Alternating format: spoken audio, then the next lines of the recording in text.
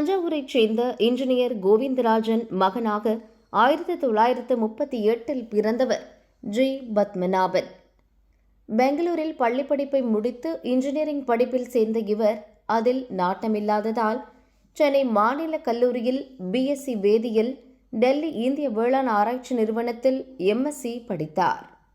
பெங்களூரு இந்திய அறிவியல் கழகத்தில் PhD முடித்து அங்கேயே பேராசிரியராகவும் ஆய்வாளராகவும் பணி செய்தார்.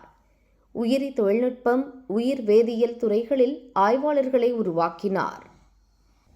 கொசுவின் வயிற்றில் இருந்து மனிதனின் கல்லீரல், இரத்த குழாய்களுக்கு சென்று மலேரியா காய்ச்சலை ஏற்படுத்தும் ஒட்டுண்ணி மனிதனின் ஹீமோகுளோபினை அழித்து தானாகவே ஹீம் என்ற மூலக்கூறு உருவாக்குவதை கண்டறிந்தார். அதை தடுக்க குர்குமின் சார்ந்த மருந்துகளை தயாரிப்பதற்கு வழிகாட்டி சர்வதேச புகழ் பெற்றார்.